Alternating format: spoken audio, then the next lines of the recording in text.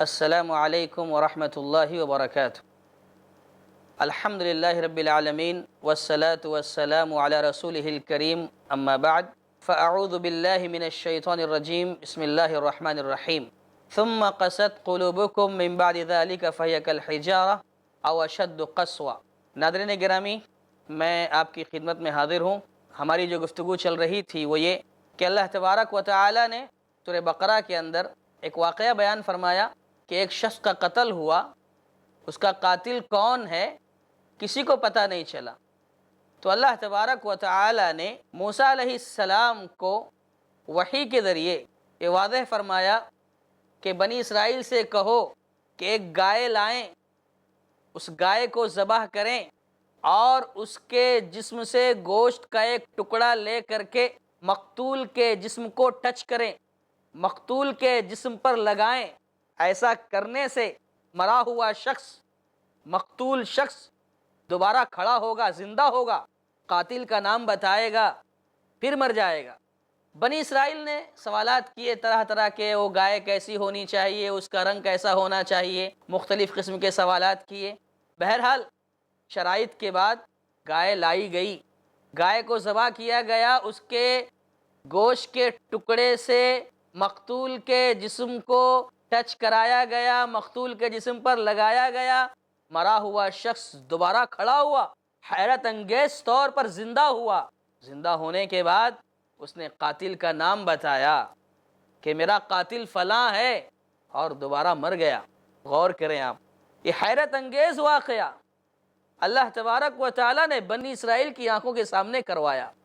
اس میں اللہ تبارک و تعالیٰ نے بعث بعد الموت کی دلیل پیش کی ہے کہ لوگوں، مرنے کے بعد تمہیں دوبارہ اٹھایا جائے گا۔ آج تم زندہ ہو، صحیح سلامت ہو، تمہیں امتحان کے لیے بھیجا گیا ہے، ایک دن تمہاری موت ہوگی، مرنے کے بعد تمہیں دوبارہ اٹھایا جائے گا۔ اس واقعے سے اللہ تعالیٰ ثابت کر رہے ہیں کہ دیکھو تمہاری آنکھوں کے سامنے ایک شخص مرا ہے، پھر زندہ ہوا، اور یہ بات یاد رکھنا کہ تمہیں بھی مرنا ہے، اور مرنے کے بعد اللہ تعالیٰ کے سامنے دوبارہ زندہ کیے جاؤ گے۔ اللہ تعالیٰ تم سے پوچھے گا، سوالات کرے گا۔ اللہ تعالیٰ کی نظروں سے کوئی بچ نہیں سکتا۔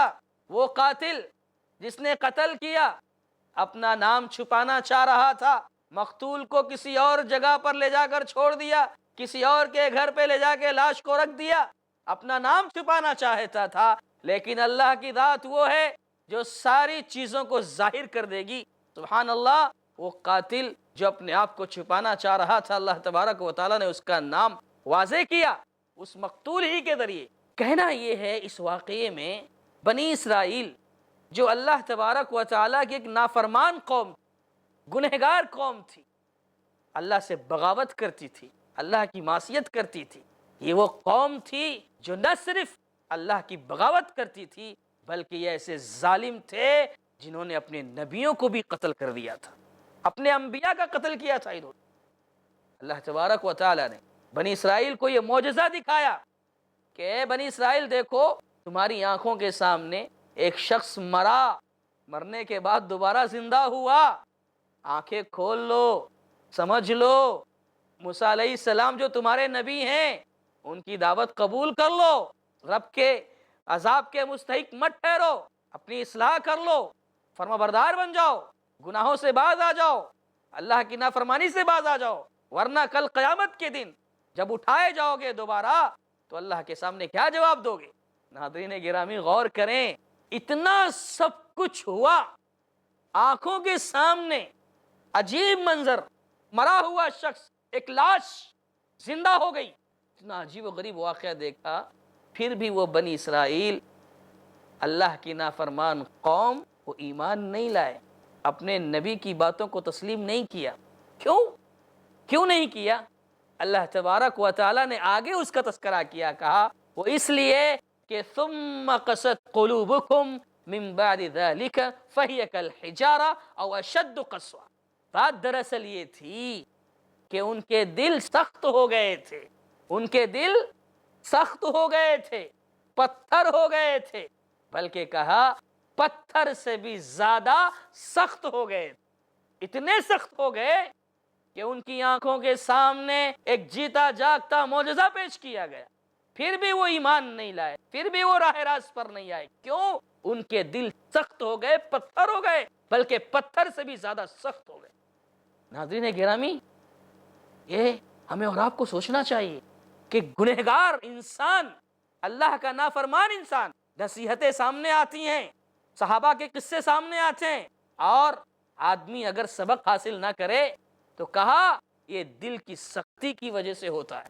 قرآن نے کہا دل پتھر ہو گئے.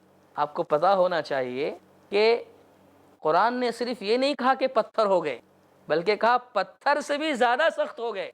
کیا مطلب؟ پتھر سے بھی زیادہ سخت ہو گیا کیا مطلب؟ مطلب یہ ہے کہ یہ پتھر جو بہت سخت ہوتے ہیں، ثقیل ہوتے ہیں، یہ اپنی ثقالت اور سختی کے باوجود یہ بھی چور چور ہو جاتے ہیں، ریزہ ریزہ ہو جاتے ہیں. قرآن نے کہا آگے وَإِنَّ مِنْهَا لَمَا يَهْبِطُ مِنْ خَشْيَةِ اللَّهِ.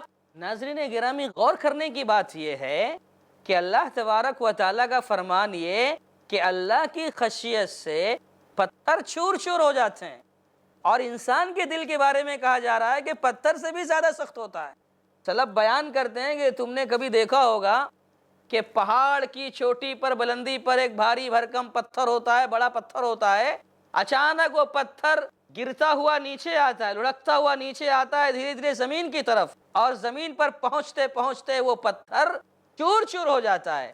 تو کیا ہے؟ یہ تمہیں صرف دکھتا ہے کہ چور چور ہوتا ہے، در حقیقت اللہ کی خشیت سے، اللہ کے ڈر سے وہ پتھر چور چور ہو جاتا ہے.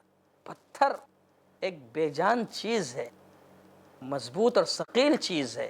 سبحان اللہ، یہ اللہ کا ڈر، یہ اللہ کی خشیت کا ادراک کرتا ہے، اس کے اندر بھی اللہ کی خشیت پائی جاتی ہے. سبحان اللہ. قرآن مجید میں دیکھیں آپ، سورہ مریم میں بات نقل کی گئی وَتَخِرُّ الْجِبَالُ هَدًّا، اور یہ پہاڑ جو تم دیکھتے ہو اپنی مضبوطی اور ثقالت کے باوجود یہ پہاڑ بھی ریزہ ریزہ ہو جائے، چور چور ہو جائے. کیوں؟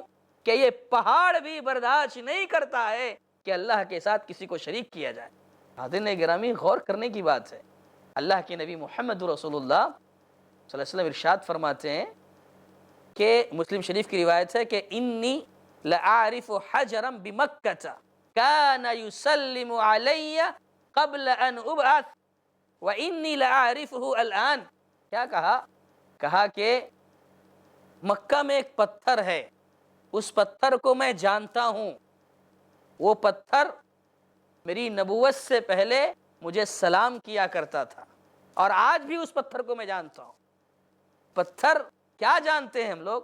انسان کا دل پتھر سے زیادہ سخت ہو جاتا ہے. دیکھو پتھر کے بارے میں کیا کہا جا رہا ہے کہ پتھر اللہ کے نبی محمد رسول اللہ صلی اللہ علیہ وسلم کو سلام کیا کرتا.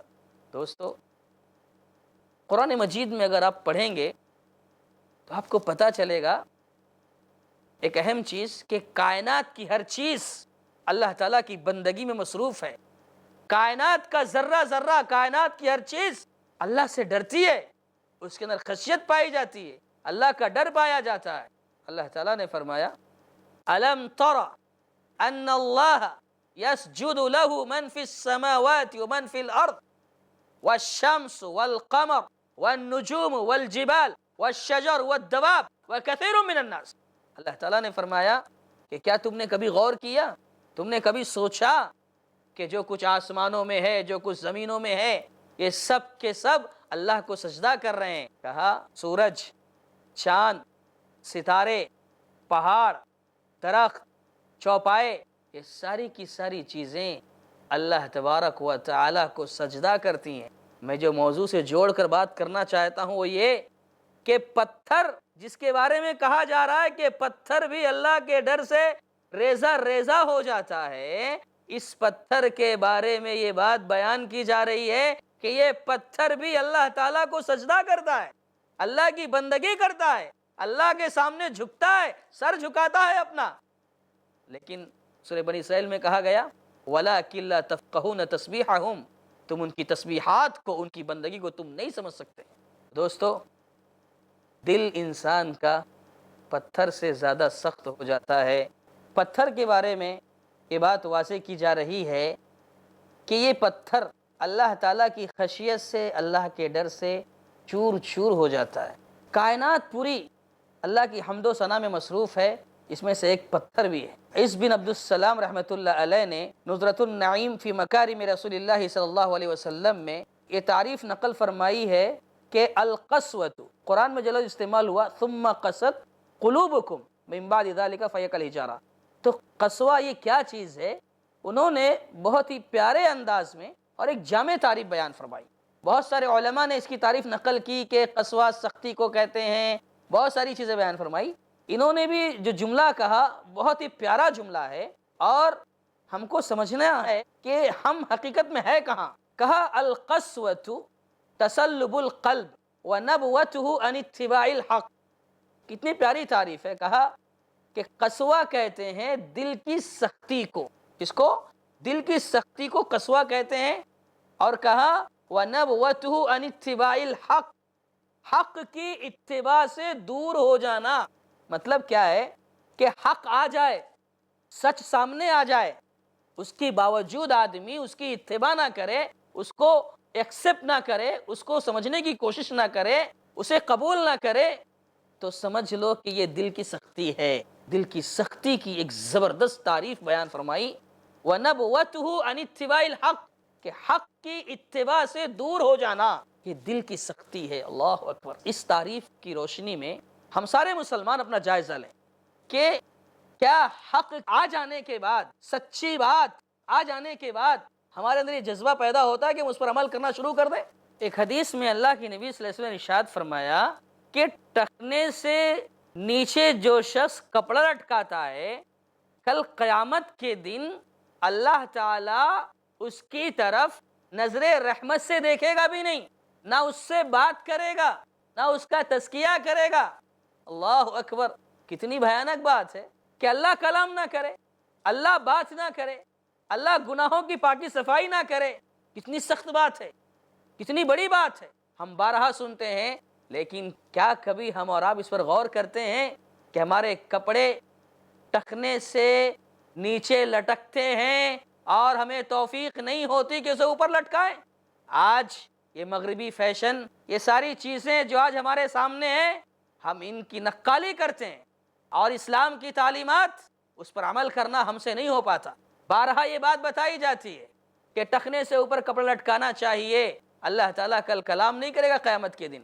تو کہا وَنَبْوَتُهُ عَنِ اتِّبَاعِ الْحَقِّ، کہ حق کی اتباع سے دور ہونا یہ سختی ہے کہ بار بار بولا جاتا ہے، سمجھایا جاتا ہے، نصیحت کی جاتی ہے، پھر بھی آدمی اپنی اسی روش پر باقی رہتا ہے۔ بارہا نصیحتیں کی جاتی ہے، ایسی بہت ساری تعلیمات ہیں اسلام کی، لیکن حق آنے کے بعد ہم لوگ اس پر عمل نہیں کرتے۔ صحابہ اکرام کا جذبہ دیکھو، حق آ گیا، صحیح اور سچی بات آ گئی، فوراً اس پر عمل شروع ہو گیا۔ کیوں؟ اس لیے کہ ان کے دل سخت نہیں تھے، ان کے دلوں میں سختی نہیں تھی، وہ نرم مزاج تھے، دل ان کا نرم تھا۔ جب بھی کوئی نصیحت آتی، کوئی پیغام آتا اللہ کے نبی صلی اللہ علیہ وسلم کی طرف سے، یا کوئی وحی آتی، فوراً اس پر عمل کرنا شروع کر دیتے تھے۔ آپ جانتے ہیں اس بات کو کہ شراب کی حرمت سے پہلے سب شراب پیا کرتے تھے۔ شراب کی حرمت سے پہلے شراب پینا عام تھا۔ جب شراب حرام قرار دی گئی تو آپ کو پتا ہے کہ جیسے ہی ندا دینے والے نے ندا لگائی، آواز لگائی کہ لوگوں سنو، اب شراب حرام قرار دی گئی ہے، تو جتنے صحابہ کرام جن کے پاس شراب کے مٹکے رکھے ہوئے تھے، بعض ہاتھوں میں گلاس لیے ہوئے تھے، بعض منہ تک لے کے چلے گئے تھے، سب کے سب نے یہ اعلان سنا، حق سنا کہ صحیح اور سچی بات آ گئی، فوراً اس پر عمل شروع ہو گیا، شراب کے مٹکے پھوڑ دیے گئے، مدینے کی گلیوں میں شراب پانی کی طرح بہا دی گئی۔ لیکن افسوس یہ ہوتا ہے دوستو اور ساتھیو، خاص طور پر ہمارے ناظرین میں وہ لوگ جو نوجوان ہیں، جوانی کی دہلیز پر قدم رکھے ہوئے ہیں، نوجوان جو خون ہوتا ہے، بڑا جنون ہوتا ہے اس کے اندر، گرم ہوتا ہے جوانوں کا خون، اور یہ لوگ بہت جلد دنیا کی رنگینیوں سے، مغربی تہذیب سے، فلمی ایکٹروں سے متاثر ہو جاتے ہیں اور اسلامی تعلیمات سے دور ہو جاتے ہیں۔ تو ناظرین گرامی، خلاصہ کلام یہ ہے، حق جب سامنے آ جائے تو ہم اور آپ کو چاہیے کہ اسے تسلیم کریں، عمل کرنے کی کوشش کریں، نبی صلی اللہ علیہ وسلم کی اتباع کریں، پیروی کریں۔ آپ دیکھو، ایک چھوٹی سی مثال ہے کہ ایک صحابی انگوٹھی پہنے ہوئے تھے سونے کی، اللہ کی نبی صلی اللہ علیہ وسلم نے کہا کہ مردوں کے لیے سونا پہننا حرام ہے، مردوں کے لیے سونا پہننا حرام ہے، اللہ کے نبی صلی اللہ علیہ وسلم وہاں سے رخصت ہو گئے۔ دوسرے صحابی جس شخص کا سونا تھا، انگوٹھی تھی، اس سے کہتے ہیں کہ بھائی اللہ کے نبی چلے گئے ہیں، اب وہ انگوٹھی جو پھینکی گئی ہے اسے اٹھا لو، تم مت پہننا، گھر والوں کو دے دینا، کسی کام میں آ جائے گا۔ صحابی کا جواب سنیے کہ حق کی اتباع کیسی تھی ان کی، کہا انہوں نے اس انگوٹھی کو میں دوبارہ اٹھاؤں، یہ ممکن نہیں ہے، مجھ سے نہیں ہوگا یہ۔ یعنی میں مثال یہ دے رہا ہوں آپ کو کہ حق کی اتباع، سچی بات کی اتباع، کیسا جذبہ تھا صحابہ اکرام کے اندر۔ اور آج ہماری صورتحال کیا ہے؟ تو عز بن عبد السلام رحمۃ اللہ علیہ کی جو تعریف ہے، القسوۃ تصلب القلب، کہ قسوہ کہتے ہیں دل کی سختی کو، اور وَنَبْوَتُهُ عَنِ اتِّبَاعِ الْحَقِّ، حق کی اتباع سے دور ہو جانا، یہ دل کی سختی۔ ناظرین گرامی، اہل علم نے، علماء کرام نے، دل جب سخت ہوتا ہے تو اس کی مذمت بیان کی ہے، اس کی قباحت، اس کی شناعت، اس کی برائی بیان کی ہے۔ علامہ فضیل ابن عیاض رحمۃ اللہ علیہ جو ایک چوٹی کے امام ہیں، سلف میں سے ہیں، فضیل ابن عیاض رحمۃ اللہ علیہ فرماتے ہیں خمس من علامات الشقاء، کہ 5 چیزیں بدبختی کی علامت ہیں، یعنی برائی بیان کی جا رہی ہے، مذمت بیان کی جا رہی ہے۔ 5 چیزیں کیا ہیں اس کا تذکرہ انہوں نے کیا، کہا القسوۃ فی القلب، دل کا سخت ہونا یہ بدبختی کی علامت ہے۔ یعنی اگر ہم اپنے الفاظ میں کہنا چاہیں تو یہ کہہ سکتے ہیں کہ سماج کا گرا ہوا انسان، ذلیل انسان ہے وہ شخص جس کا دل سخت ہو جائے۔ کہا القسوۃ فی القلب، دل کا سخت ہو جانا بدبختی کی علامت ہے۔ اس کے بعد کہا وقلۃ الحیا، حیا کا کم ہو جانا۔ اس کے بعد والرغبۃ فی الدنیا، دنیا کی خواہش بڑھ جانا، وجمود العین، اور آنکھوں کا خشک ہو جانا، وطول الامل، آرزوؤں کا لمبا ہو۔ ناظرین گرامی، یہ 5 چیزیں جو بیان کی گئی ہیں بدبختی کی جو علامت ہے، انشاءاللہ اس پر تفصیلی گفتگو ہم اور آپ آئندہ کی نشست میں کریں گے۔ اللہ تعالیٰ سے دعا ہے کہ اللہ تعالیٰ ہم کو صحیح باتیں سمجھنے کی توفیق عطا فرمائے۔ آمین۔ والسلام علیکم ورحمۃ اللہ وبرکاتہ۔